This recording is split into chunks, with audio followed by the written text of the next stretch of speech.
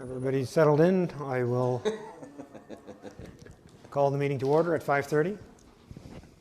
And we have 3 meetings tonight within the meeting: a statutory public meeting, regular council, and then a closed session of council within the regular meeting. So we'll call the statutory public meeting to order at 5:30 p.m. Amendments to the agenda? Through you, Mayor Lawrence, I have none. May I have a motion to confirm the agenda for the statutory public meeting November 20th? Moved by Councillor Fanlon, seconded by Councillor Cassidy. All in favor? Carried. Declarations of pecuniary interest. Through you, Mayor Lawrence, I have none. Application, it will be a staff report on housekeeping zoning bylaw number Z05-2019. Applicant, the municipality of Sioux-Lookout. Shall I go through this first part, or shall you? I shall, okay. Introduction and overview. I think this should be staff, should it not? Or? Traditionally, it's the mayor. The mayor, thank you. This public meeting is being held pursuant to Section 34 of the Planning Act, RSO 1990 as amended, to consider a zoning bylaw amendment. The purpose of the zoning bylaw amendment, number Z05-2019, is to enable the municipality of Sioux-Lookout to undertake housekeeping amendments to the zoning bylaw to update various provisions and schedules to zoning bylaw number 85-18. The municipality enacted zoning bylaw number 85-18 on November 21st, 2018. Since the enactment of the zoning bylaw, staff have had an opportunity to work with the provisions of the document and have identified changes that would improve the functionality of the document. The purpose of the housekeeping amendments is to conduct updates that are housekeeping in nature. Confirmation of notice. The Manager of Development Services will confirm how notice was served to advertise the public meeting. Through you, Mayor Lawrence, confirmation of notice. Notice was advertised in the Sioux Bulletin on November 6th and the 13th and was posted on the municipal website. Staff report. The Manager of Development Services will provide a summary of the application. The purpose of this amendment is to enable the municipality to update various provisions and schedules in zoning bylaw 85-18. Some are done in part due to ministry comments. Items overlook small changes to new or existing regulations in order to improve the functionality of the document. At the September meeting of council, council requested that bill-at-home changes be put on hold until we consult with local tribal councils and organizations who house students from northern communities. We weren't able to arrange for this until we're setting up some meetings right now, so this will come back to December or January for further discussion. Another suggestion at the same meeting was proposed by a member of council that we include parking areas, sidewalks, and driveways in the lot coverage requirements. Included with the report provided to council, there is a site plan of a typical quadruplex which shows the lot coverage of the building, the sidewalk around the building, and the 6 parking spaces, as well as the kind of access to the property. So in that instance, with a 1,920 square foot building, you're looking at, and then including the parking areas and spaces, you're looking at 50.64% lot coverage. So this would meet our residential type 2 zone permits 50% lot coverage. So in this instance, including those spaces and whatnot wouldn't meet the zone requirements for lot coverage. Although the most spaces you need is 5 spaces, parking spaces. So you could reduce it by 1 space to meet that lot coverage requirement. So this is something where, this change hasn't been included, and we asked for council direction on this. The schedules were updated where needed as well, and the urban settlement area has been expanded north of the Boreal Trail subdivision to support future development.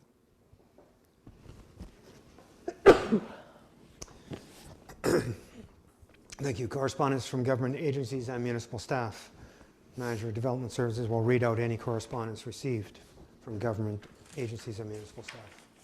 Through you, Mayor Lawrence, we received one comment from Sylvie Oulton from the Ministry of Municipal Affairs and Housing. She writes, thank you for circulating the housekeeping amendments for zoning bylaw number 85-18. I have reviewed the proposed amendments and have the following comments. 4.5, garden suites. This section authorizes garden suites for a renewable period up to 10 years. Please note that garden suites can be authorized for up to 20 years from the day of the passing of the bylaw. This is defined in Planning Act section 39. 4.6, group homes and crisis centers, sections 2, 3, 4, and 5, and 6, could be considered inconsistent with the Human Rights Code and Official Plan Policy 3.9. Group homes should be permitted in all residential land use areas, including the Hudson Residential Zone HR, according to the Ontario Human Rights Commission. Imposing separation distances or putting arbitrary caps on the numbers of residents allowed by project or municipality could be portrayed as a discriminatory practice. For additional information, please refer to the In the Zone Housing, Human Rights, and Municipal Planning document. Amendment 27 and sections 4.29 and 4.30 of the zoning bylaw, secondary dwelling units should not have size restrictions other than what is required under the building code and fire code, as proposed under section 4.29 and 4.30. Amendment number 30 and section 4.30, section 7, the minimum lot area for rural designations in the OP is 1 hectare. Policy 4.10 in the OP, and in accordance with Procedure D-5-4 Technical Guidelines, Section 5.4 and OP Policies 3.13, B, and 3.21A. Amendments 31 and 32 ensure that the zoning standards are not more restrictive than what currently applies to other ancillary buildings. We would remind you that in Bill 73, 2-year timeouts were imposed for privately initiated zoning amendments, official plan amendments, and minor variances unless the municipality passes a resolution to allow it, which we did previously. We wish to commend the municipality of Sioux Lookout, members of council, staff, and your planning consultant for the work and effort that has gone into updating the zoning bylaw to ensure that it serves and conforms with the municipality's new official plan and the long-term needs of the community. Sylvia Olton also sent this in an email. As a result of Bill 108, More Homes, More Choices Act 2019, changes to the Planning Act include a change to secondary dwelling units. Official plans must now contain policies that authorize the use of 2 residential units instead of just one in a detached house, semi, or row house, and the use of a residential unit in an ancillary structure. Municipalities must allow for 3 residential units on a lot, i.e. the primary unit and a unit in the same building and a unit in an ancillary structure. Therefore, in the future, if you are amending your official plan, you may wish to make that change and rename to additional residential units rather than secondary dwelling units. And then following that, you can amend your zoning bylaw to conform with the OP.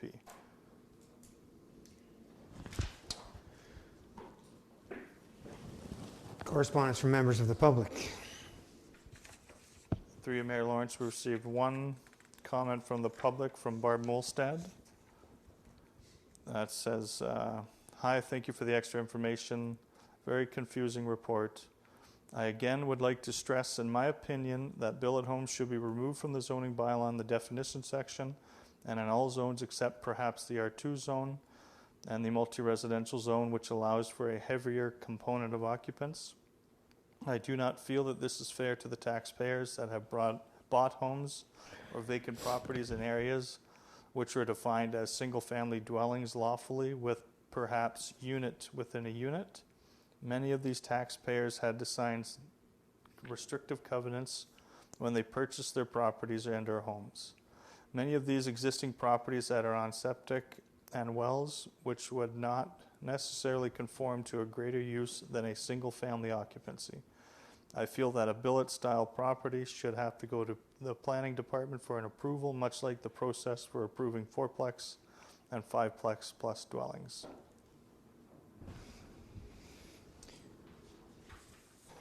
Applicant's presentation. I suppose that we are the applicant and we have spoken. So we'll go to questions from members of council and then questions from members of the public. Council.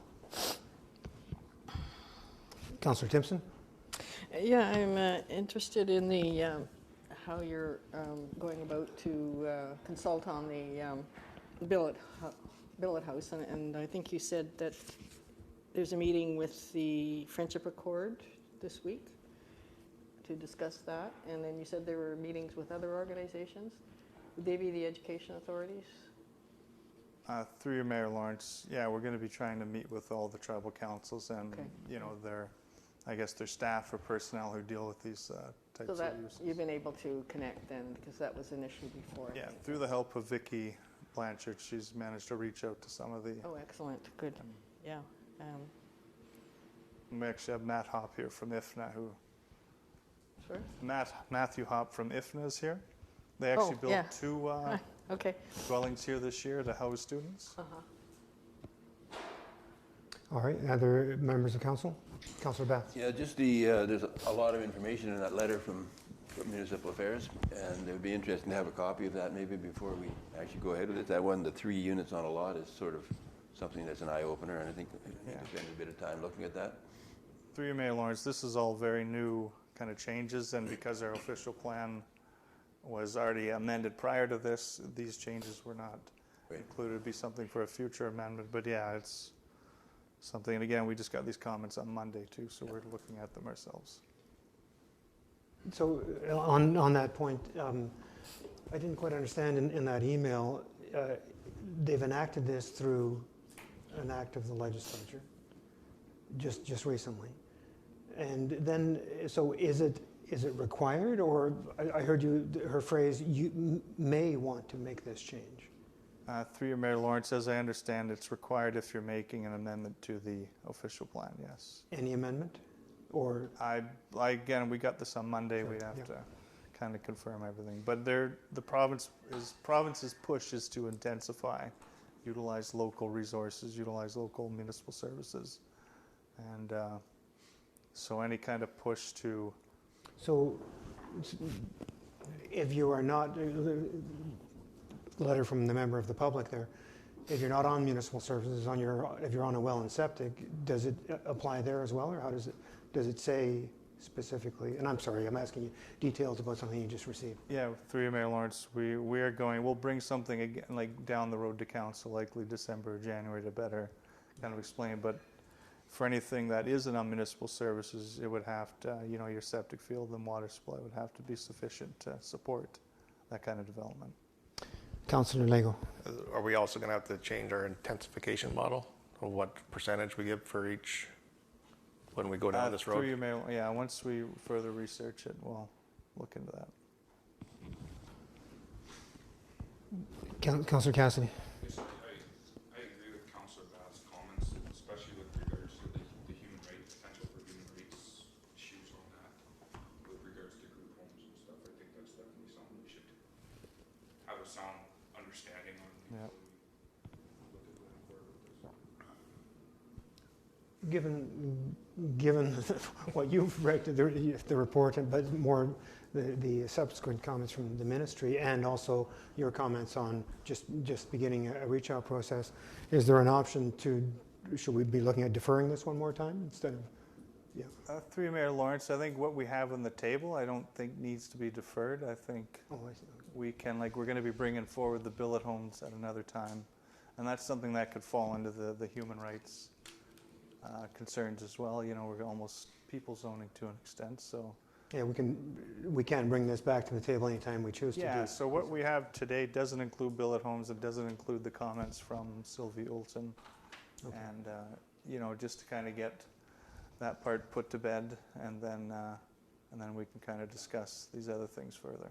And it's my understanding that you've said to council you will be coming back to council with a further report in the next month, 2 months, 3 months. Okay. Council, anything further? Councillor Lego. Yeah. And then Councillor Thompson. We'll be contacting Sylvie and letting her know that if we do go ahead with this, and then later on we'll be looking at all the other things that are put on our plate now from the government. Through your Mayor Lawrence, Karen and was there a consultant there? We had a discussion with her already this week, today or yesterday? We spoke yesterday. Okay, so we've already told her kind of our intentions and how we're planning to move forward. Councillor Timpson. Yeah, I wonder if we can get and I'm not sure if it's in the plan or not, the definition of a group home and vis-a-vis a billet home, and whether a group home, which would be probably more than 6, which is proposed for the billet home, would require paid staff or just house parents. And In there. Do you want to, sorry, through Mayor Lawrence? There is a definition well, I for wonder what the group home. ministry, how the ministry defines it as well. Okay. That, yeah. Okay, no, it's something we can look into as Yes, well. yes. Would you mind reading that? Sure. Just out so I can Through you, Mayor Lawrence, definition of group home, a supervised residential use building for a maximum of 10 persons, exclusive of staff, who live as a group in a single household living arrangement, and where the residents require support or supervision on a daily basis, but excludes correctional facilities and crisis centers. Okay. Any further questions, Council? Yeah, Councillor Timpson? yeah, I'm just wondering if that could be confirmed with the ministry, if that's their definition of a group home. And presumably that's paid staff that are supervising and supporting a maximum of 10. Okay. Thank you. Further questions, Council? Then I'll go to the public questions, and I do have to read this. Members of the public are invited to speak to the application. The public can ask questions of clarification or seek background information, speak in support of the application, or speak in opposition to the application. All questions will be directed through the chair. It is requested that only one question be asked at a time. Please identify yourself before you ask your question so that you can be properly recorded in the minutes of the meeting. Members of the public?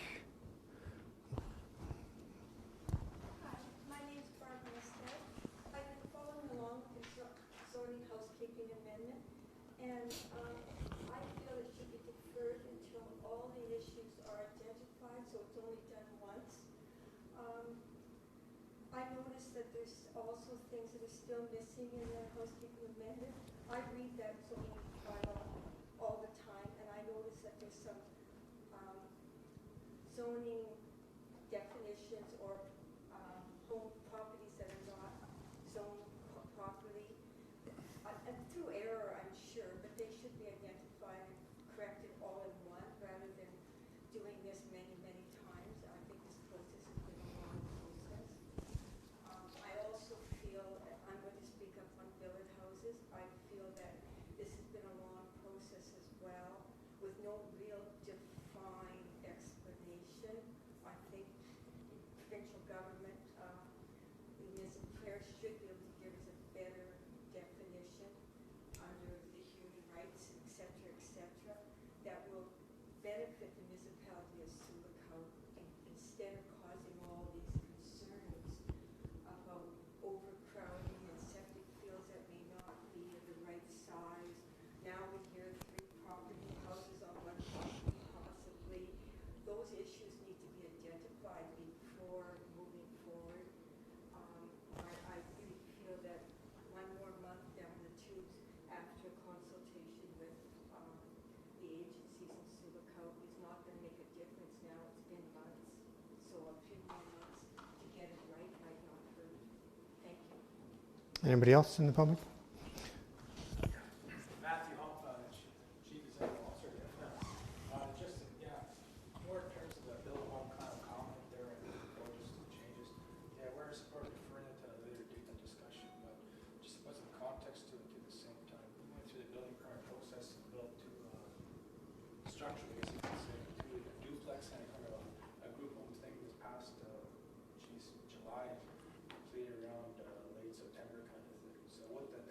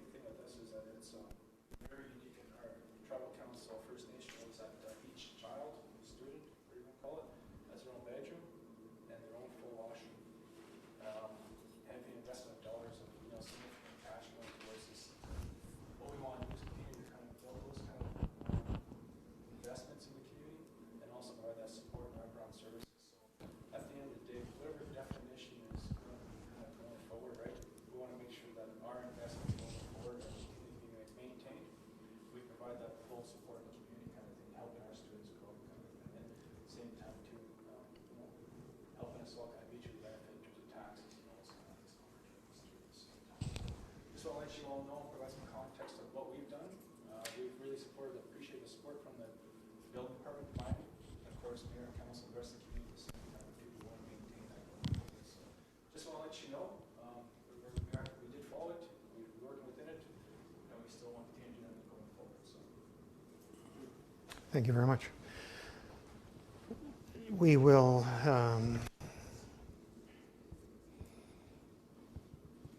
move. I think we'll conclude that portion of the meeting and then go to the options and discuss. Conclusion and closing of public meeting. This concludes the public meeting regarding housekeeping zoning bylaw amendment number Z05-2019. If any member of the public wishes to be notified of the decision of council in respect of the application, you must make a written request to the manager of development services. Notice to appeal the decision of council by the local planning appeal tribunal must be filed with the manager of development services no later than 20 days from the date of the notice of the decision is circulated. So as I read that, we still have the LPAD is still in place? Yep, thank you. The notice of appeal shall be sent to the attention of the manager of development services, and it must include the following information: the reasons for the appeal and the fee as prescribed under the Local Planning Appeal Tribunal Act in the amount of $300 payable by certified check to the Minister of Finance, Province of Ontario. Only individuals, corporations, or public bodies may appeal the decision of council to the Local Planning Tribunal appeal.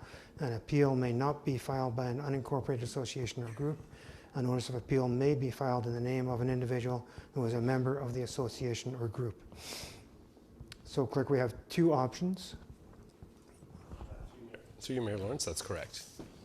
If there are no opposing comments raised at the November 20th statutory meeting, if there are opposing comments, I think in some ways there were opposing comments raised. At the same time, I would say housekeeping by its very nature is done probably best done on a daily basis. If you leave it all and think you're going to get it all done once a year or once every 4 years, I think there's nothing. Housekeeping is, let's see things that need to be addressed, address them, and as they keep being, we noticed here that we have some things that we're going to defer because we need to figure out how best to repair them. But it doesn't mean to say we can't pass the housekeeping matters that are here. We're going to still consider these other ones. And my understanding is we can bring this back to the table anytime we choose. And so that's my comment to the public and to council is housekeeping best done on a regular basis. So clean up the things that we know we can clean up and then go in and do a little bit more research on the other ones and bring it back in a few months, as you said.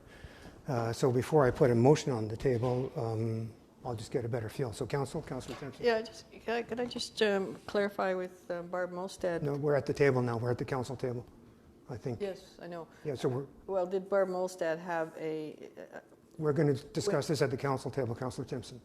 late in the regular meeting? No, here. This is at the council table. We're looking at. Well, that's why I'm bringing it up. Yeah, so discuss it amongst council. Yes. Councillor Legal. Oh.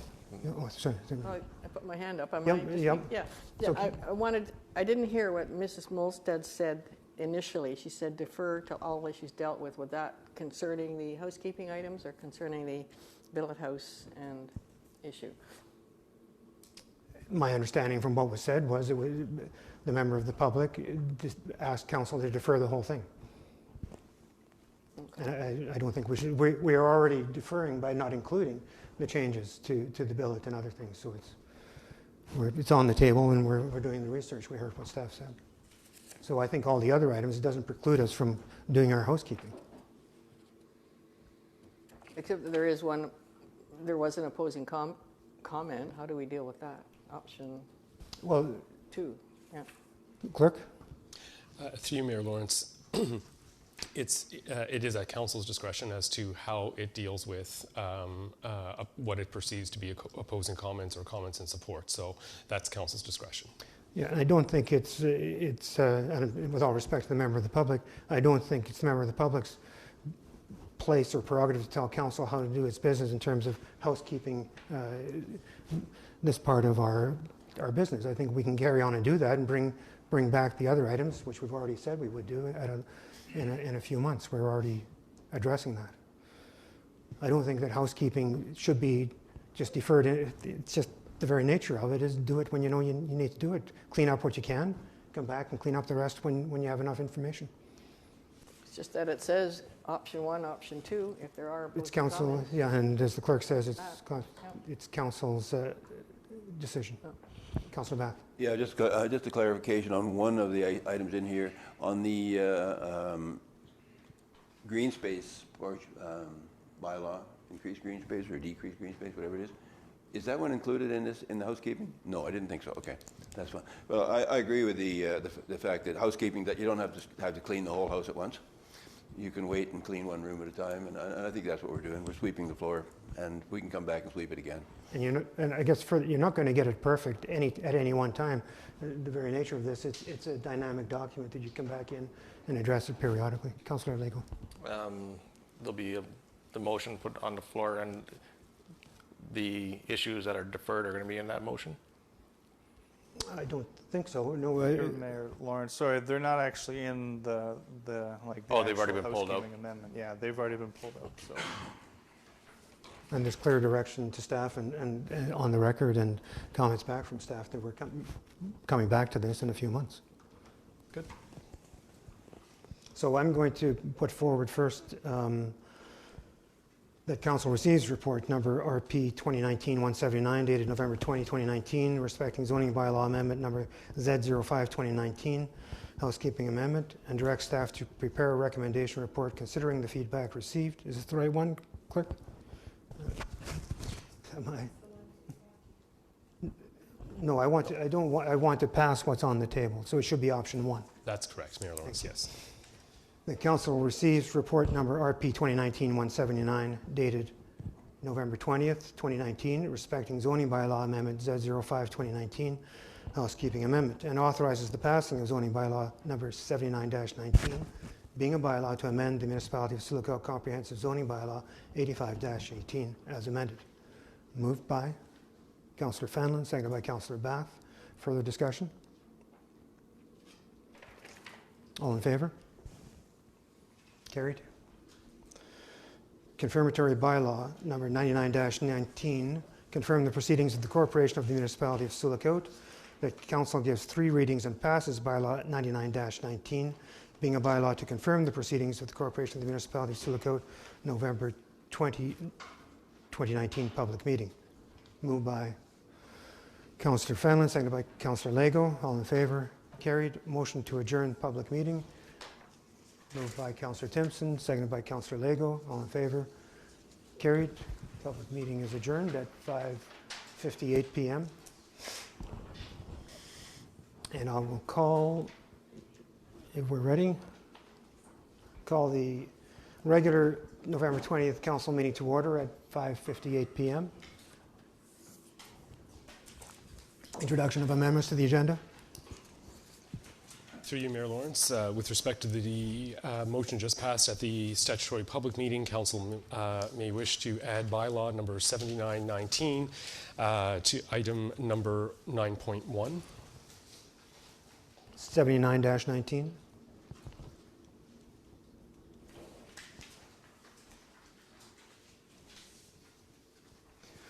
I'll consider that an amendment to put to council in the motion. Can I have a motion to approve the agenda as amended? Moved by Councillor Fanlon, seconded by Councillor Bath. Discussion? All in favor? Carried. Declarations of pecuniary interest. Through you, Mayor Lawrence, I have none. Adoption of minutes. Motion to adopt the minutes of the following meetings. September 18, 2019 statutory public meeting, October 9, 2019 special council meeting, October 22, 2019 special council meeting, November 6, 2019 special council meeting, October 16, 2019 regular council meeting. Moved by Councillor Fanlon, seconded by Councillor Lego. All in favor? Carried. Motion to receive the minutes from outside agencies and boards. The 2019-9-12 KDSP Board of Directors meeting minutes. The the KDSB meeting minutes held September 12, 2019 be received. Moved by Councillor Lego, seconded by Councillor Fanlon. All in favor? Carried. Motion to receive the minutes from the following municipal boards, commissions, and committees. 2019-10-03 Environment Committee meeting minutes. 2019-07-15 Municipal Truth and Reconciliation Committee meeting. 2019-08-26 Municipal Truth and Reconciliation Committee meeting. 2019-09-23 Municipal Truth and Reconciliation meeting. That these minutes be received by council. Moved by Councillor Fanlon, seconded by Councillor Cassidy. I have a question. Question, Councillor Timpson. Yes, on the Environment Committee meeting minutes, October 3rd, I just noticed in there something, was not able to be at the subsequent Environment Committee meetings when we discussed these minutes, and there is a statement in there that's incorrect, and I don't know whether is it too late to change it, or how do we deal with that? Quick. Through you, Mayor Lawrence, if council wishes to not receive that set of minutes and send it back to the committee for revision, council may do so. Councillor Timpson, is it your wish that we don't receive the minutes? Well, yeah, there's a commitment from me in there that I didn't think I made, and yeah, I think it would be better to take it back to the Environment Committee and just correct that. Or I'd like to just confirm with them if that's what was understood, but I don't think that was what I meant. So mover and seconder, I think it was Councillor Fenlon and Councillor Cassidy. You accept that amendment to the, just to strike the Environment Committee meeting minutes from this Take receipt? it back to the Environment Committee, yeah. Okay. So we'll the motion, same motion, just strike the Environment Committee, receiving the Environment Committee meeting minutes. All in favor? Carried.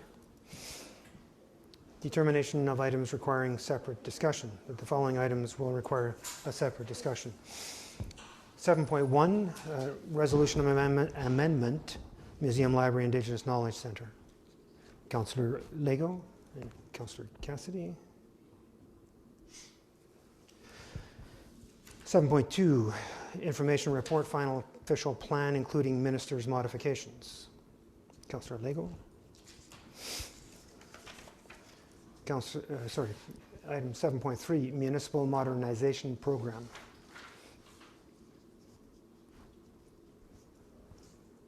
Okay, so the following items will require separate discussions. Item 7.1 and 7.2. Adoption of items not requiring separate discussion. Item 7.3. A motion to adopt item 7.3. Moved by Councillor Bath, seconded by Councillor Fanlon. All in favor? Carried. Staff reports. So we'll go on to item 7.1. The Council authorizes funding applications to the Northern Ontario Heritage Fund Corporation for $171,000 and to FedNor for $171,000, in addition to a municipal contribution of $85,000 and any cost overruns to remodel the basement of the Sulacau Public Library building located at 21 Fifth Avenue to accommodate the library, the Sulacau Community Museum, and an Indigenous Knowledge Centre as a community hub. Moved by Councillor Fanlon, seconded by Councillor Lego, and we'll start the discussion with Councillor Lego. Just one question to the CAO. Since the Arts and Heritage Committee hasn't met, have all parties' concerns been addressed going forward? I know there was issues at the beginning. There was just some confusion, but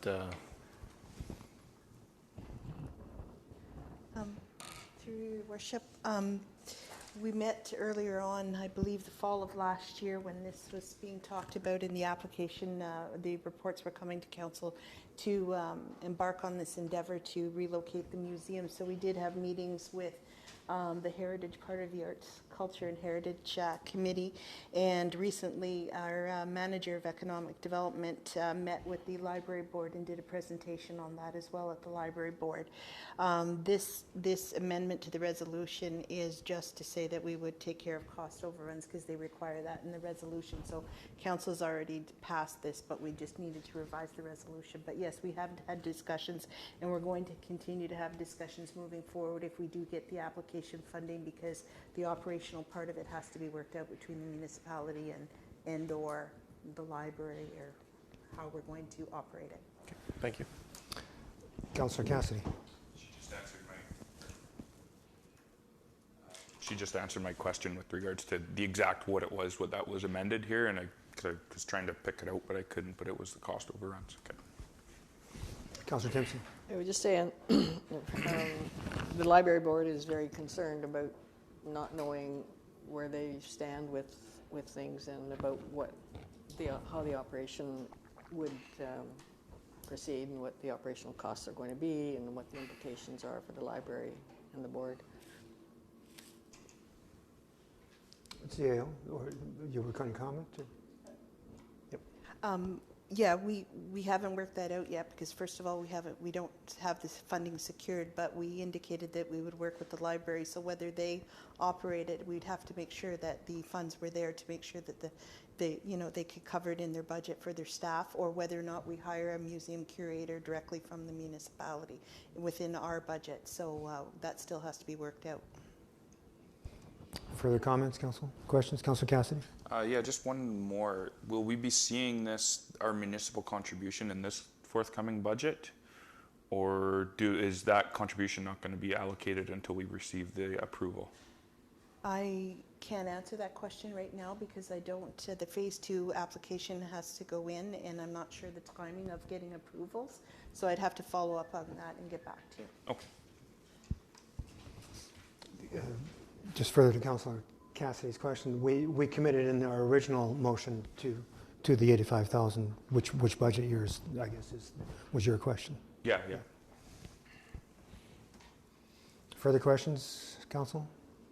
This budget, 2019 budget year, was it, or 2020? No, that's the question. That's the question. Yeah. We committed to municipal funds. Great. We didn't commit from any particular budget year, I don't think. Or CIO, go ahead. Again, I'd have to follow up and answer Okay. back to council. I know it was approved in 2019. We may have put it in our budget. If we did and didn't spend it, we'd move it back out into reserves and bring it back into 2020. But I can further update council on that. Councillor Lego? It was under long-term debt, 85,000. You, Yes, originally. that's a statement, not a question. Oh, yes. That's a statement. Thank yes. you.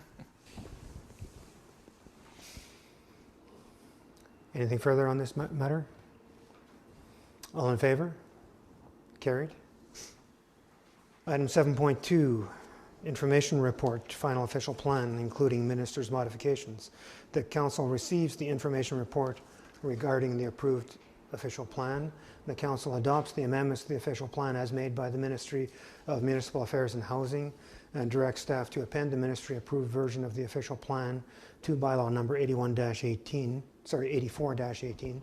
being a bylaw to adopt an official plan for the corporation of the municipality of Sioux Lookout. Moved by Councillor Sandelin, seconded by Councillor Cassidy. Discussion starting with Councillor Lego, sorry. On page 7 of the report, modification from the minister, based on the definition of affordable in section 3.6, an overall target of 10% of all housing development is established for provision of affordable housing over the 20-year time horizon of this plan. I'm just wondering how we measure 10% of, or how do we monitor this, that we're meeting this target set by the minister? It is right under the low density, medium density,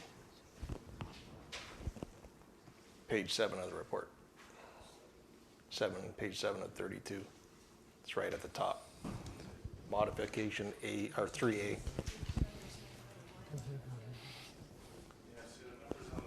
Oh, sorry. It will be right above 3-3. 3.1.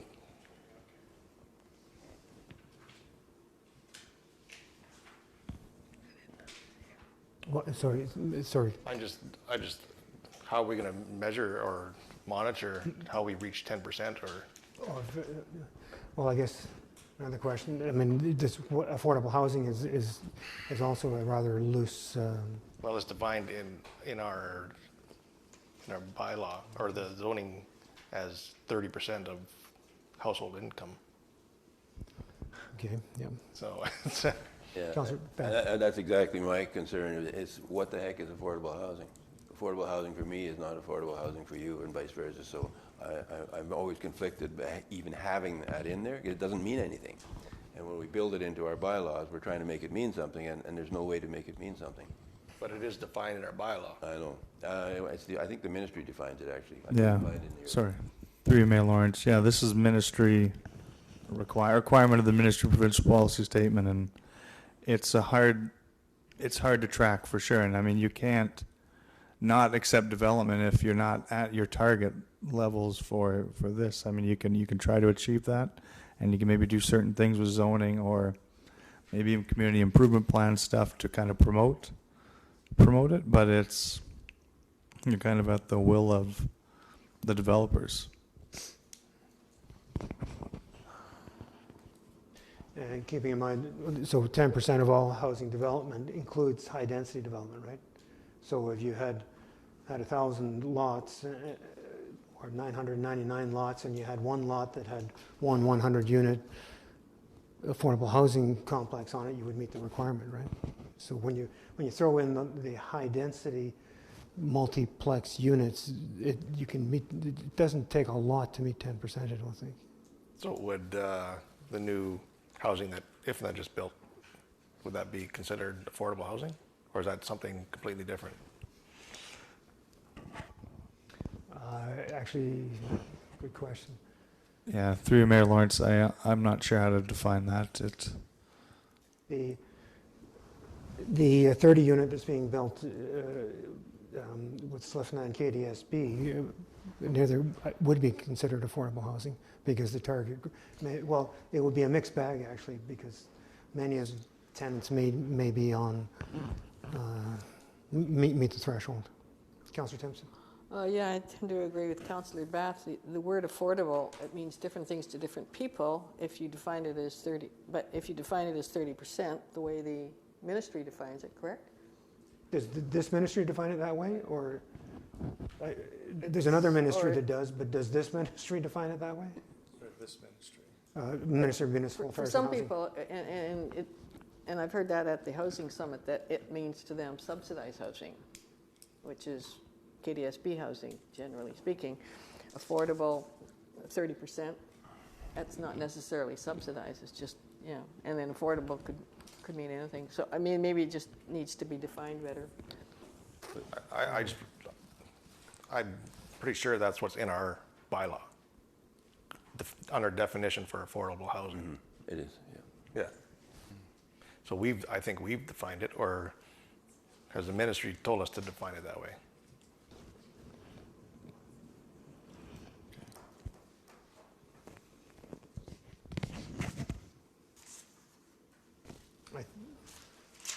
I believe it's a designation that comes from higher levels of government down. Through you, Mayor Lawrence, yeah, the definition we have is affordable housing means either rental or ownership housing for which a low or moderate income household pays no more than 30% of its gross annual income. And I believe this definition's been in the last couple official plans, so I'm assuming it's from the government. Sorry, did you have it? Well, the minister is referring to our definition in this statement, so Yeah. it needs to be followed. I think the minister is referring to their own definition. No, it says Oh, It Based on refers the to definition. 3.6. oh, I see. Okay, yeah. It does refer to 3.6. yeah. But but then we would have got that 30% from the ministry, I would think, or from the province. Yeah, through Mayor Lawrence, when it originally went in there, yes. So, question, does the 10%, is this referring only to the development of new, or does it encompass the whole community?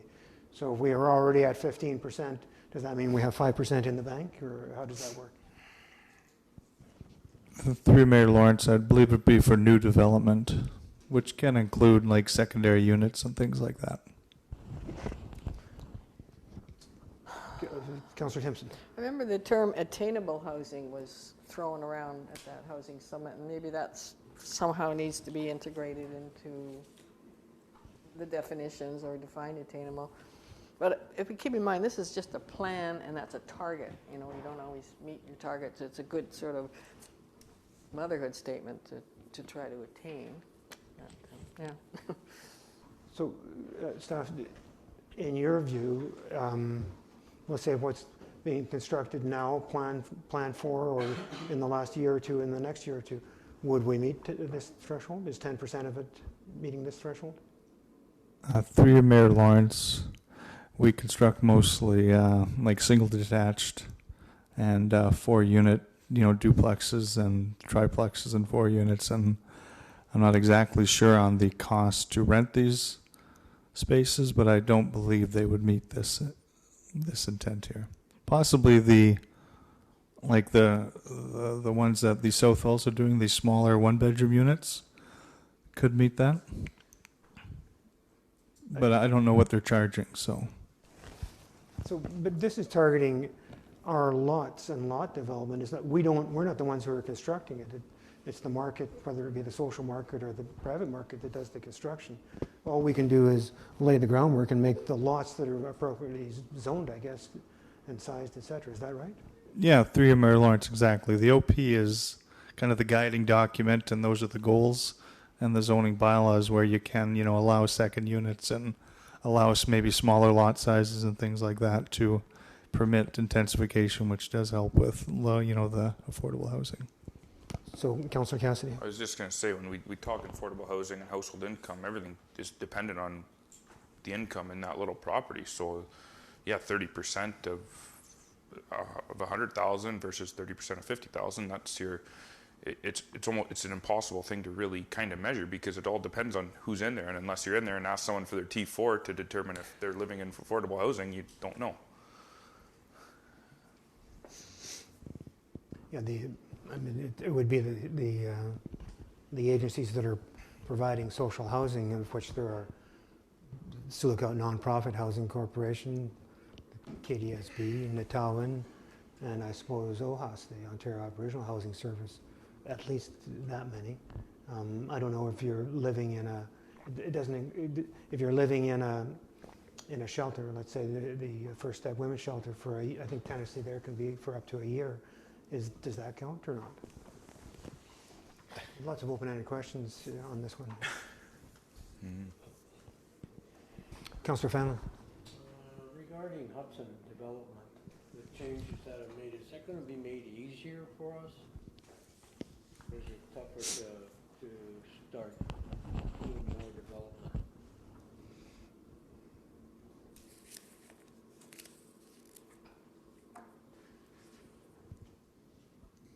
We're going to have to crawl through more hoops to actually get development. Through your Mayor Lawrence, you're not going to crawl through more hoops. We were actually trying to lessen the requirements, and they have imposed kind of basically what was imposed before. Because we were trying to reduce lot size for kind of properties that aren't on municipal services and septic. And they have come in and said in order to do so, you need to complete a hydrology study to show that reduced lot sizes will not negatively impact the environment around, just based on the fact you have to have each property with a septic field. So I would say it's basically the same as what was in before. So with this here, are we able to develop in behind Golden Crescent with municipal water? Through Mayor Lawrence, we can, I believe it says we can add up to 10 lots on municipal or partially serviced lots. So yes, you can, yeah. But the issue with that is not being able to reduce your lot size. It might not be economical to run service water service into there if you can't get more lots in there. So that's where the hydrological study comes in. And having municipal water could maybe permit smaller lot sizes, which then gets more lots to make it more economical.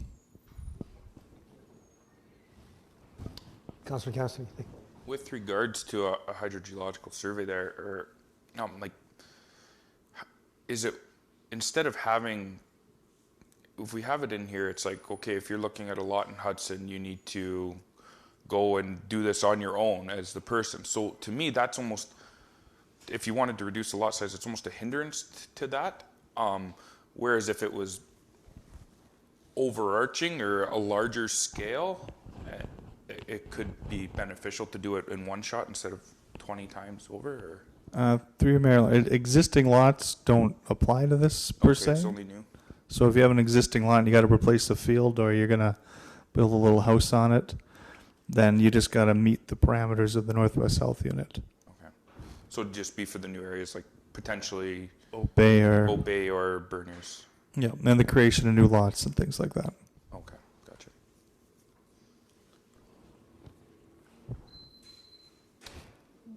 For another one, Councillor Cassidy. Yep. Yeah, just on another section here.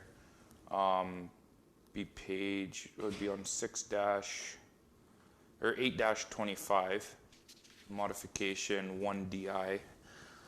I'm just curious with, like, for someone to come for a zoning bylaw amendment, they have to have now come to the table or have to come with a strategy for consultation.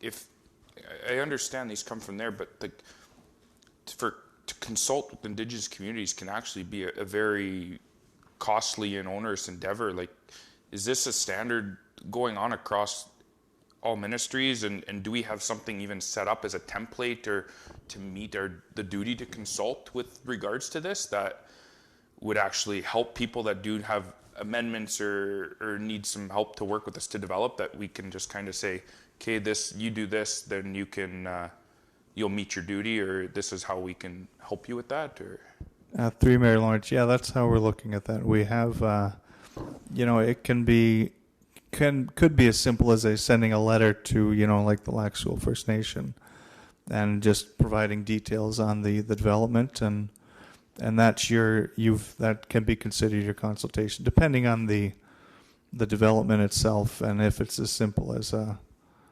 adding an additional unit on a property or something, we're not going to require any. It's hard. I mean, it's when you talk consultation, it's that what you just said to me that's notification. Okay. So there.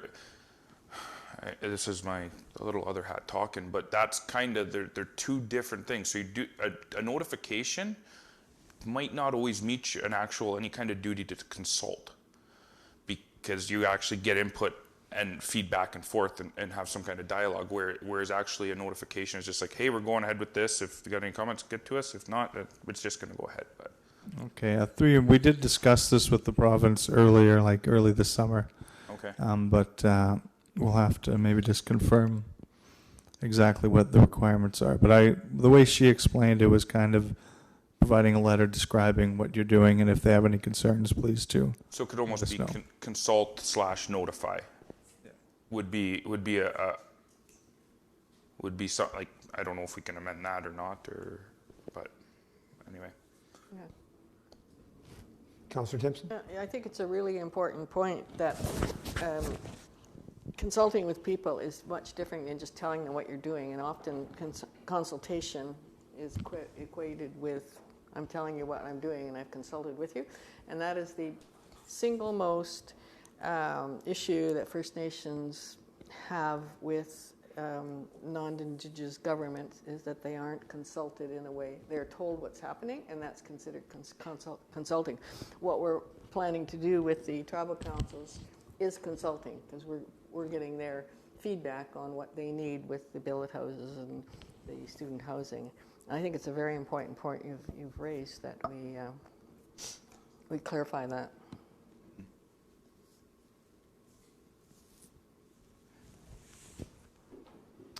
Further comments, Council?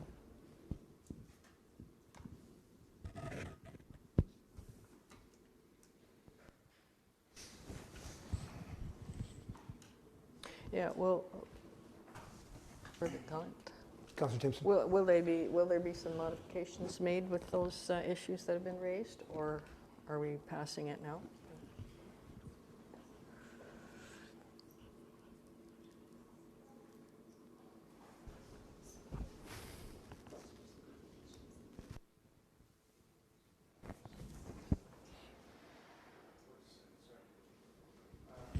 Lawrence, are you talking about the consultation or talking about?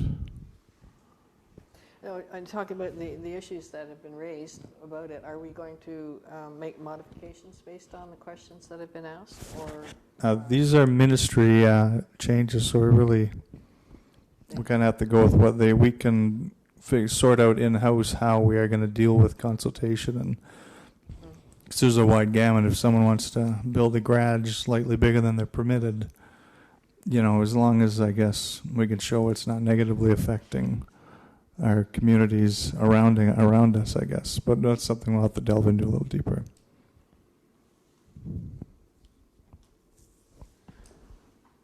How can we integrate that into our practice, I guess, if it is passed like this, then we need to have to define how we operate based on this model. Can it not be integrated in? Can it not be added to the what the ministry has said, or? Through Mayor Lawrence, yeah, and we can look into that. Yeah. You mean Councillor Timpson, the procedure of how we consult? Yeah, how do we, we have what the ministry wants us, but we have our own interpretation of it, and where do we have that written down so that it happens? Could we do that as it's adopted here, but then there's a procedure that you put in place? Through you, Mayor Lawrence, when the provincial policy statement the updated version is passed, we will be going through another amendment to the OP, which should happen early in the new year, I believe. And we can look at these things at that time. And in the meantime, perhaps go back to the ministry and clarify their interpretation of this, because we don't have nearly as much problem with this as communities in the south. They're really, there's a lot of discussion about whose duty it is to consult and what does it mean to consult. Funny is Hudson is close to Lac Seul, but in the south there's a lot more, it seems, issues. But it fits into what the Truth and Reconciliation Committee is trying to do, is to ensure that whatever our policies are not sort of in clash with First Nations culture within our municipality, and that if there is something that would appear to be, then we take it to the First Nations. I think we passed that policy sometime this year that we would be vetting certain policies through First Nations, presumably the Truth and Reconciliation Commission. Clerk, you had something? Through you, Mayor Lawrence, just sort of a technical point, just to be clear, that this particular modification, if I'm on the right page, we're talking 1DI or 1D1? Mm-hmm. Okay. Remember, this applies to anyone who's applying for an official plan amendment, which would normally be us, but members of the public can apply as well. A zoning bylaw amendment, which 90% of the time is applied for by members of the public, not by us, other than housekeeping amendments from time to time, and plan of subdivision applications. So the minister, yes, it will occasionally apply to us, but in particular, it's those applicants who have to have this strategy in place, not the municipality. So I just wanted to make sure that was clear for everyone. First Councillor Fenlon, then Councillor Cassidy. Not what you guys are talking about here. Wildland fires, did we get information from the M&R on that? Or is it just put in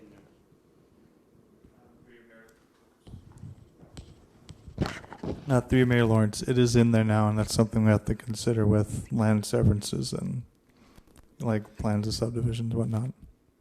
So if we're doing it or somebody's doing a development within, closer to the bush or within, that has lots of trees, who do they go to and what, to find out whether they're in compliance with it and whether they can do it or not? Through you, Mayor Lawrence, there is a wildfire mitigation manual that it would be available to these proponents. But it says here, extreme risks for wildlife, wildland fire must be supported by a risk assessment. So who does the assessment? Through you, Mayor Lawrence, in consultation with the MNRF, the proponent can do the assessment through utilizing this manual and guide to say this is how they're going to mitigate the potential for wildfire, which is basically cleaning up underbrush and keeping certain trees away from the house or a minimum distance from the house. So do we know where those areas are, potential for wildland fires? Through you, Mayor Lawrence, we have wildfire mapping that kind of shows the high extreme areas down to the not so extreme areas. Councillor Cassidy? And just further to the clerk's comments, the second part of my question was I was trying to just kind of relate that we already had some kind of a strategy in place for people when they do walk in the door at that would make it easier. I know it is the onus on them, and I feel that sometimes there can be a lot of onus put on people when they try and bring stuff for development here. So having something that's shelf ready to say, here, this is going to help you, is definitely very beneficial, and just making sure whatever we do have is in line and meeting that. Whatever the definition the ministry has for as the duty to consult. Further comments, Council? So we're on item, the motion's on the table, I believe, 7.2. Is there any danger in passing this now, given all the comments that you've heard? Through you, Mayor Lawrence, this is more of an informational report. These are modifications by the ministry, so it's kind of out of our hands. So we're adopting the amendments to the official plan that the ministry has dictated, so to speak. We're free to get interpretations after the fact and develop our own procedures, as we've discussed, to follow up on this, though. Through you, Mayor Lawrence, yeah, and that's kind of how we discussed it this summer too. And okay. Council, good. So we'll call the vote on item 7.2. All in favor? Carried. Bylaws. Thank you, staff. The following bylaws to be introduced, read a first, second, and third time and considered for passing by council. Bylaw number 95-19 being a bylaw to adopt policy number 2-14, prohibited access policy for the municipality of Sioux Lookout, and to rescind bylaw number 74-17 being a bylaw to adopt a trespass policy for the municipality of Sioux Lookout, and bylaw number 79-19 being a bylaw to amend the municipality of Sioux Lookout comprehensive zoning bylaw number 85-18 as amended. Now, bylaw number 95-19 and 79-19 be read a first, second, and third time and passed. Moved by Councillor Lego, seconded by Councillor Fenlon. All in favor? Carried. Notice the motion to reconsider. None. Questions, comments? So, councillor reports. Councillor Fenlon.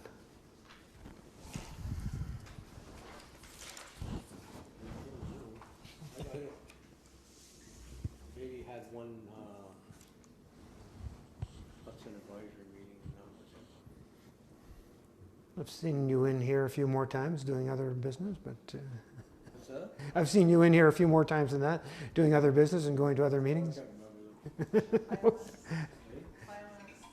Your engagement in the biomass, I think, yeah.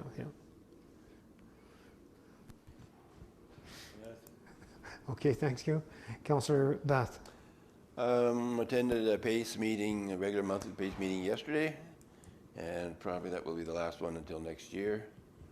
Nothing spectacular new. I think the last time I spoke about it, the changes to PACE from FedNor are pretty much the same, and that's all I have. Quiet. Thank you. Councillor Timpson. Yeah, attended the TRC committee October 21st, and I don't know, remember what we did? Anyway, on the 22nd, there was the Code of Conduct meeting, and 23rd, library board meeting and plus 2 subcommittee meetings of the library board in which we looked at strategic planning for the library. It's very interesting to discussion last night concerned what is literacy today in the digital age, and having to look at the role of libraries in the future as information centers and how that's going to look. Very interesting. And I met with the CAO and Brian, the clerk, regarding the KDMA conference in end of January, and we've firmed up speakers and tentative program. I've met a couple of Environment Committee members are going to participate in that, and I met with them. They're going to have a booth outside they're going to have a booth set up, and they're going to do some brief presentations. I've been twice, 2 meetings of the poverty reduction strategy, and that's going very well. We're preparing for June when the program sunsets, and how we can make what we've done sustainable so that it carries on. That the capacity building that's been done will carry on without the strategy. Let's see, the council meeting on the 6th, 7th of November, KDMA, they passed a resolution on release of land to municipalities. And 14th, hospital board meeting. Big issue is the 45% of our acute care beds are alternate level of care patients, people who don't need to be in a hospital but have nowhere else to be. And we're approaching the federal minister, or the federal representative and the provincial representative of the Conservative Party, to meet with them to find out what is going on with the long-term care. Well, we know we've been told to just carry on with the functional plan and so on, which we are doing, but we would like to push it along. It's becoming a crisis in the hospital. People, they were putting beds up in the sunrooms in the hospital, in the hallway, definitely hallway medicine. Had an RUC meeting with the Resource Utilization Committee, and I think, as you know, the hospital is looking towards building some of its own accommodations, temporary accommodations for new staff. We've been losing staff, or people have been offered jobs. They either come or they don't come because they just have no place to go. Or they come and go home, or they don't come because they have no place to stay.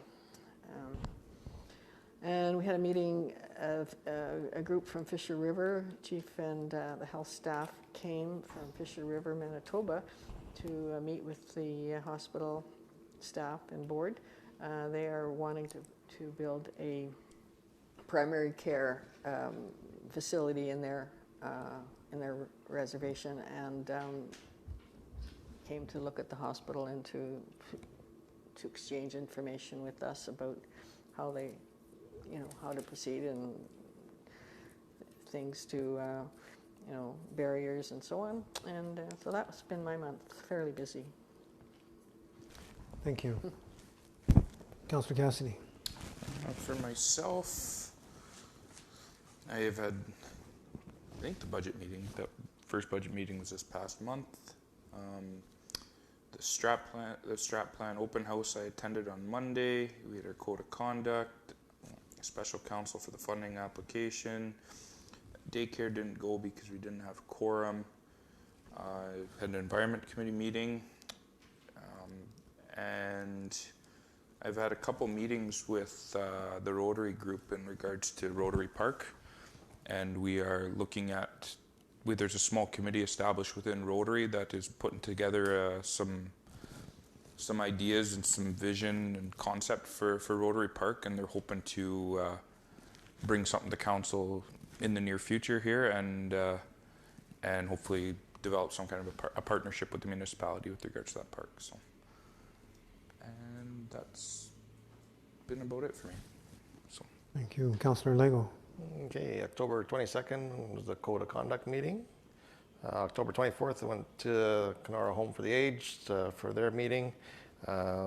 Basically, for Still Lookout, there's been an increase in supportive living through them.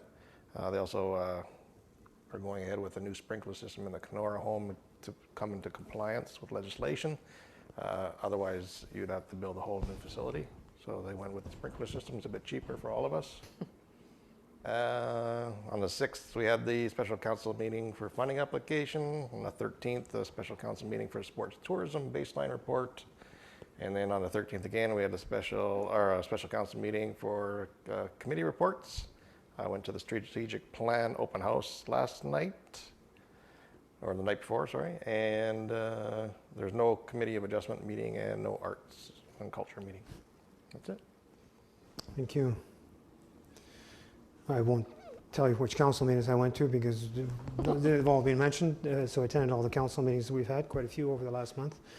The loose cold weather committee met a few times, and we've managed to get funding for a cold weather drop-in center on Front Street through KDSB had some leftover community homeless prevention initiative money, and it's being channeled through the First Step Women's Shelter. So First Step Women's Shelter and the Friendship Center and KDSB are really the main partners in that, and the Out of the Cold, I think, has been great. There's been many agencies and the Chamber of Commerce, the business community, have sort of come together in an ad hoc way through this cold weather committee, and so got funding for cold weather drop-in center, which opened soft opening last Friday in the, I'll just call it Rudy Turtle's office, because that was the most recent place that had a sign.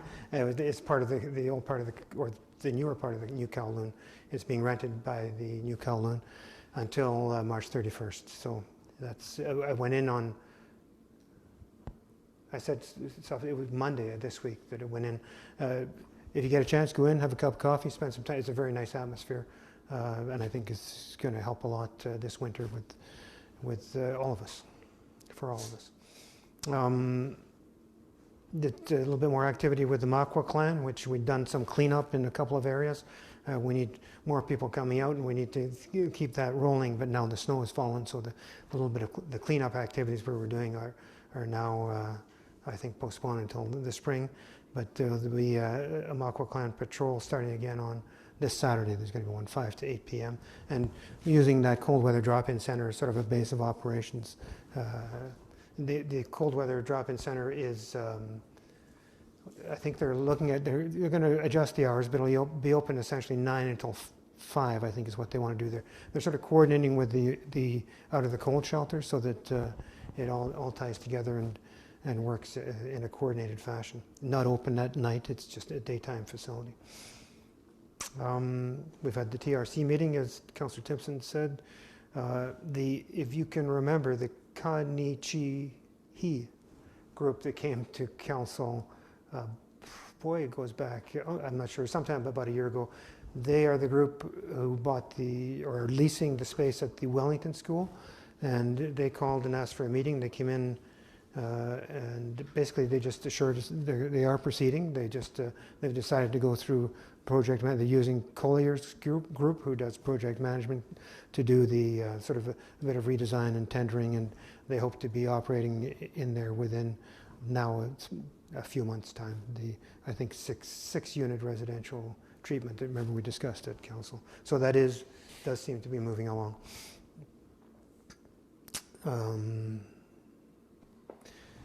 Went and presented some medical staff at the hospital. At the hospital, asked me to go and present a certificate. So we did a municipal certificate for Dr. Rutka, who has been coming to Sioux Lookout for, I believe, about 30 years.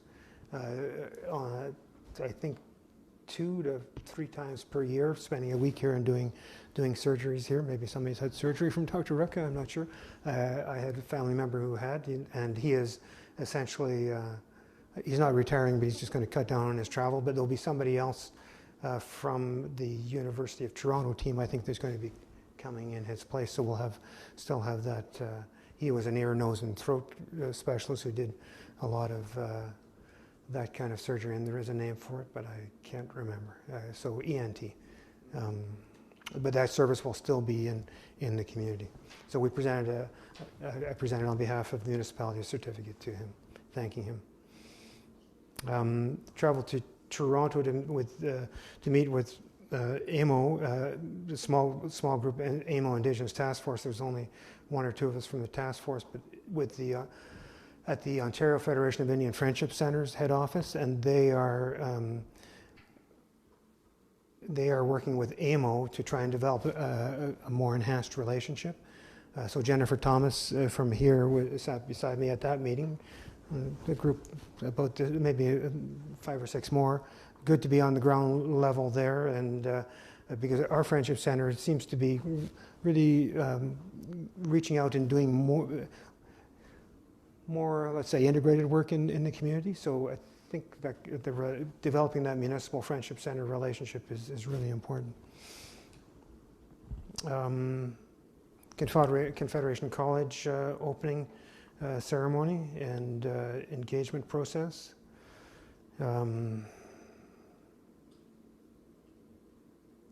Strategic planning.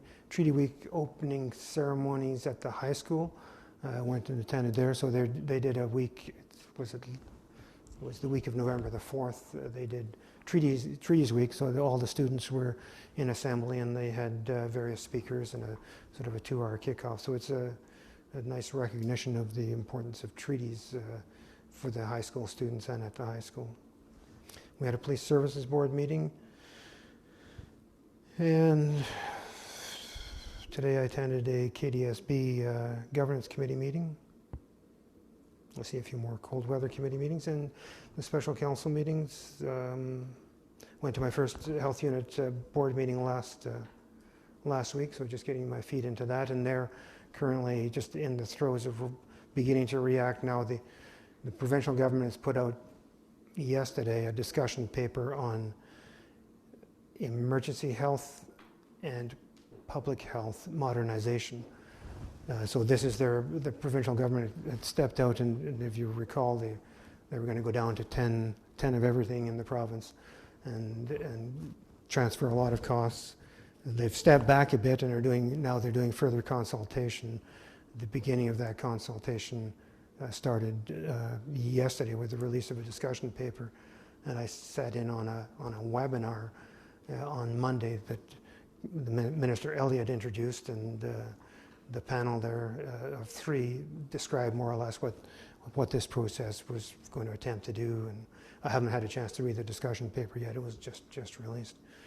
But it's at least an acknowledgement that they're stepping back and consulting. And Jim Pine, who I'm told is from Red Lake originally, is the head of this panel that the province has put together to look at emergency health, and by that they mean land ambulance and public health. And they'll be doing consultations. As it stands right now, if it were introduced the way it is, our public health levy budget would go up $140,000 or so. So we're obviously pushing back on that, and also from a Board of Health point of view, we're pushing back on. It looked like it would be one mega, I call it a mega health unit, probably centered in Thunder Bay for the north.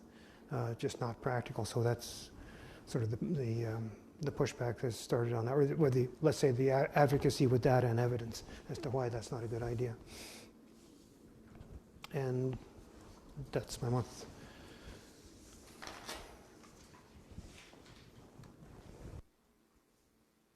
I guess we're at that point where we're going to move into closed session. Let's get the resolution passed, and then we'll take a 5-minute break. The council moves into closed session at 6:50 p.m. to consider subject matter of a general nature, as noted below. 1, subject matter related to litigation or potential litigation, including matters before administrative tribunals affecting the municipality or local board per the Municipal Act. 2 items, legal updates. Number 2, subject matter relating to a position, plan, procedure, criteria, or instruction to be applied to any negotiations carried on or to be carried on by or on behalf of the municipality or local board per Municipal Act 2001. 1 item, policing negotiations. And number 3, subject matter relating to personal matters about an identifiable individual, including municipal or local board employees per Municipal Act 2001. 1 item, updates to councils, boards, commissions, and committees. Moved by Councillor Fenelon, seconded by Councillor Lego. All in favor?